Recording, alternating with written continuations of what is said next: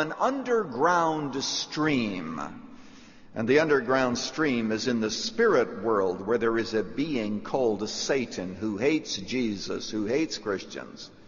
And as a result of that, Christianity is being uniquely targeted. We shouldn't complain. I'm not complaining. I'm only reporting today. And there is a difference. So all of these people are getting together, and what are they doing? They're plotting an overthrow. Let us break their bands asunder and cast away their cords from us. Let's get rid of this God who is interfering with the lives that we really want to live. A God that will allow pornography and call it free speech, but a God who will tear down the verses of Scriptures in somebody's cubicle and have him fired.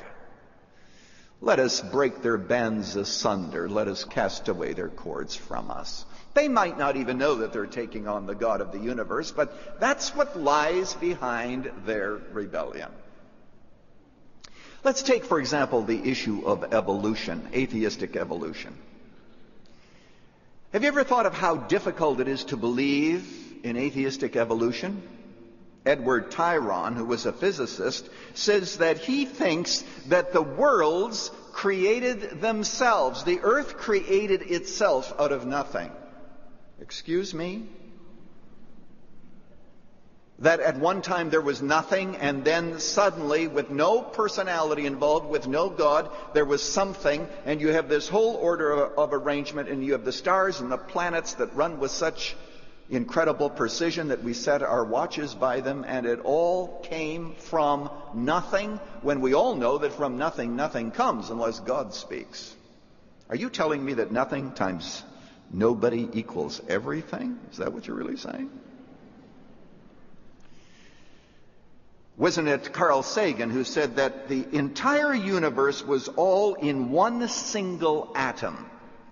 In fact, a particle smaller than an atom, and then it broke apart, and in 1/1,000,000th of a second, you have all of the elements coming together in a way that is so peculiar that one evolutionist said there is only one chance in 1,000,000,000,000 that it would happen, but it did happen.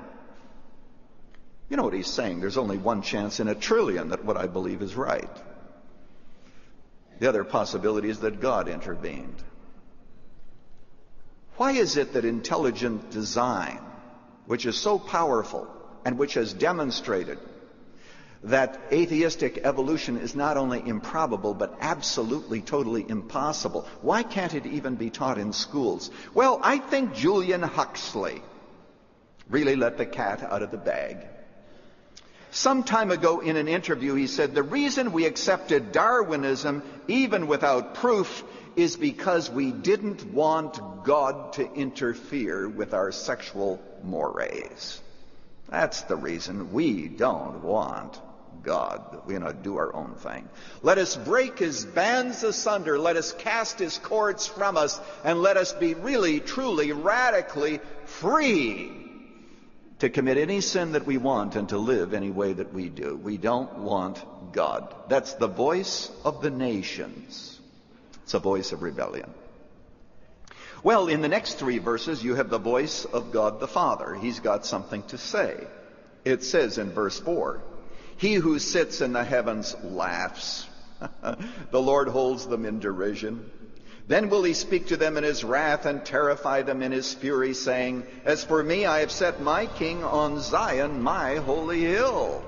Oh, God's done something. Well, this is Pastor Lutzer, and yes, God has done something.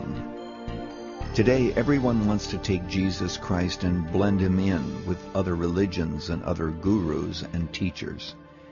They want to simply make him one of the boys, if I can put it in that language. But the Bible indicates that Jesus Christ is unique, and certainly Psalm 2 indicates that, doesn't it? That I have set my king upon Zion, my holy hill. And he's the one who's going to reign. And all of the other teachers and gurus are going to bow before him and admit that he is King of Kings and that he is Lord of Lords. So, my friend, today, in the midst of chaos, in the midst of a world that seems to have run amok and lost its way, Remember that God is working behind the scenes. Jesus Christ is going to rule and to reign. And I don't know when it is that he's going to come back to this earth. You have many different theories. Oftentimes people have set timelines and time charts, but all that can be dangerous. We've learned that because of the number of people who predicted when Christ would come, and they've been wrong. But would you be encouraged today if I were to tell you that Jesus Christ will come, and he is going to rule, and his enemies are going to be placed under his feet? It will happen. Even if we don't know the when, we do know that it will take place. So be encouraged, and meanwhile, you worship Jesus Christ yourself, because if you don't do it here, you'll certainly do it there. Thank you, Dr. Lutzer. Today, Dr. Erwin Lutzer brought part 1 of When the Son is Crowned, the first of 4 studies in the Psalms in a series on When God Shows Himself. Monday, more insights from Psalm 2 and a look at the futility of removing God from our culture. Running to Win comes to you from Chicago's Moody Church to help you understand God's roadmap for your race of life. Our 4-part series on When God Shows Himself can be yours on CD, cassette, or MP3.